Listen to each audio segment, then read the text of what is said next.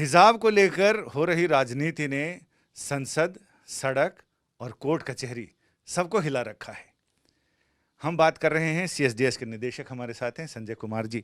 चुनाव से ठीक पहले इस तरह का विवाद चुनाव पे कितना असर डालेगा सर? कुछ ना कुछ तो असर डालेगा।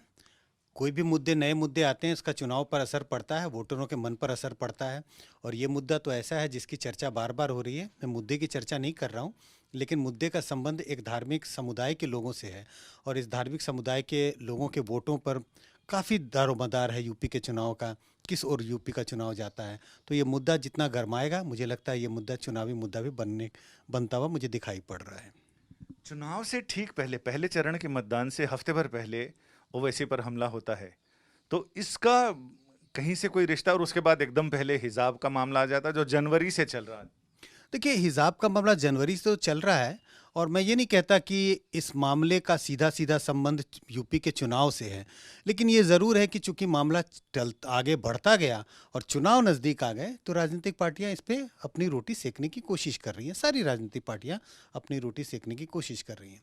जहाँ तक ओवैसी के हमले का सवाल है, अब वो हमला किस तरह से हुआ, क्यों किया गया, लेकिन उस पर भी राजनीति हो रही है। कम से कम ओवैसी जी को होम मिनिस्टर ने कि भाई आप सिक्योरिटी ले लें, वो सिक्योरिटी नहीं लेना चाहते। हर व्यक्ति को अपनी जान प्यारी है, लेकिन वो सिक्योरिटी नहीं लेना चाहते। कहीं ना कहीं वोट की राजनीति तो पीछे दिखाई पड़ती है। इसमें हमले के 4 दिन बाद और चुनाव से 3 दिन पहले हमले का वीडियो जारी होता है और उसके बाद फिर एक बार फिर गर्माहट आ जाती है। हाँ बिल्कुल, मैं जो कह रहा हूँ संजय जी कि हर इवेंट का चुनाव से रिश्ता है, जब वो चुनाव के नज़दीक हो। तो आप देखें, आपने जिस बात का जिक्र किया कि वीडियो जारी होता है, और वो देखें वो व्यक्ति वीडियो में कितना नज़दीक से गोली चला रहा है, और बिल्कुल वो एक क्लियर वीडियो जारी होता है। तो कहीं ना कहीं ऐसा लगता है कि कुछ तो सुनियोजित था। अंतर ऐस- संबंध है। कुछ संबंध है। वो क्या संबंध है, ये हम और आप तो, कम से कम मैं तो नहीं इस पे निष्कर्ष पे आ सकता कि संबंध क्या है, लेकिन कुछ ना कुछ तो चुनावी संबंध है। जनवरी से कर्नाटक में हिजाब का मामला चल रहा था कॉलेज में।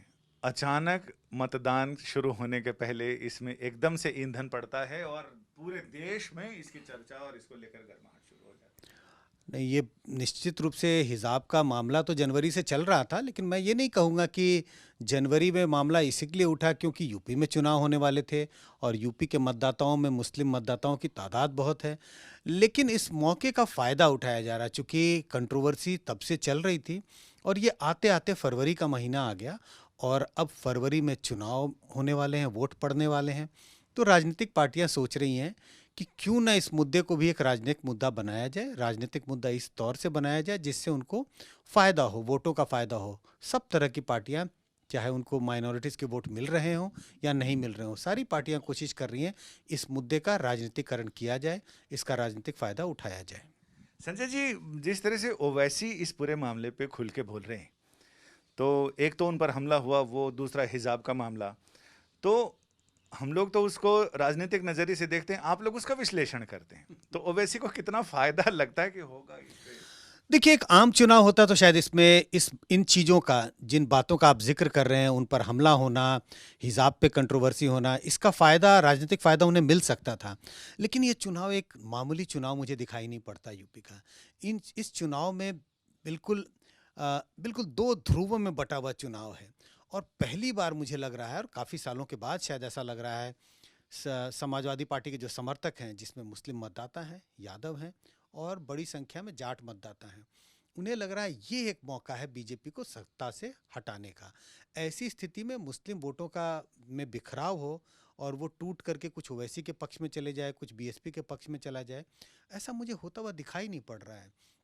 अगर हम अपने सर्वेक्षणों के आधार पर देखें, तो पिछले कई चुनाव में हमेशा समाजवादी पार्टी को मुस्लिम वोट एकमुश्त मिलता रहा है, लेकिन वो एकमुश्त वोट तकरीबन 50, 52, 55% के करीब रहा है। इन चुनावों में मुझे लगता है मुस्लिम मतदाताओं का रुझान समाजवादी पार्टी की तरफ कहीं ज़्यादा होगा। शायद कोई 70, 75% भी हो सकते हैं। ये तो स्पष्ट है कि मुस्लिम वोट का बिखराव मुझे दिखाई नहीं पड़ता। मुझे लगता है मुस्लिम वोट काफ़ी कंसोलिडेटेड है, चाहे ये घटना हो या ना हो। इन घटनाओं से मुस्लिम वोटरों के मन पर या उनके वोट देने के डिसीजन पे कोई खास फर्क होता हुआ दिखाई नहीं पड़ रहा है। आपने मुस्लिम वोटों के कंसोलिडेशन की बात की। बहुत सारे राजनीतिक पंडित और विश्लेषक ये कह रहे हैं कि इसका हिंदू वोटों पर असर पड़ेगा, और पश्चिमी उत्तर प्रदेश में ऐसे इलाके में जहां हिंदू मुसलमान की खाई ऐसे ही बहुत ज्यादा गहरी। जरूर पड़ेगा हिंदू वोटरों पर। मैं कह रहा हूँ आइडेंटिटी का सवाल है, लेकिन पश्चिमी उत्तर प्रदेश के अगर मैं चुनाव को देख रहा हूँ, मुझे लगता है पश्चिमी उत्तर प्रदेश के चुनाव में रिलीजियस आइडेंटिटी का सवाल नहीं है ज़्यादा। यहाँ कास्ट आइडेंटिटी का सवाल ज़्यादा गहराया हुआ है। वो ज़्यादा, उसकी जड़ें ज़्यादा मजबूत दिखाई पड़ रही हैं 2022 के चुनाव में। आप जाट मतदाताओं की आइडेंटिटी का सवाल देखिए। जाट हिंदू होके वोट नहीं कर रहे हैं, अगर वो जिस भी पार्टी को वोट कर रहे हैं, वो अपनी कास्ट की आइडेंटिटी। तो रिलीजियस आइडेंटिटी का सवाल मुझे लगता है जब यूपी में चुनाव ईस्टर्न यूपी की तरफ जाएगा तब शायद रिलीजियस आइडेंटिटी का मामला ज़्यादा हावी होगा। लेकिन वेस्टर्न यूपी में तो मुझे लग रहा है जाति की आइडेंटिटी, कास्ट की आइडेंटिटी का सवाल ज़्यादा है, ना कि धार्मिक आइडेंटिटी का। तो मतलब पार्टी और धर्म से जाति ज्यादा बड़ी लग रही है आपको। क्या इस मामले ने, हिजाब वाले मामले ने, दोनों पक्षकारों को अपने अपने नैरेटिव सेट करने का मौका दिया है क्या? सेट करने की कोशिश कर रहे हैं, सारी पार्टियां नैरेटिव सेट करने की कोशिश कर रहे हैं। ऐसी पार्टी जिन्हें लगता है कि हिंदुओं का वोट उन्हें ज़्यादा मिलता है, वो अपनी नैरेटिव सेट करने की कोशिश कर रहे हैं। और ऐसी पार्टी जिनके जीत हार में मुस्लिम वोट निर्णायक होंगे, वो भी अपनी नैरेटिव सेट करने की कोशिश कर रहे हैं। कोशिश जारी है दोनों पार्टियों का। सक्सेसफुल कौन होंगे, किसको सफलता मिलेगी, ये तो आने वाला वक्त ही बताएगा।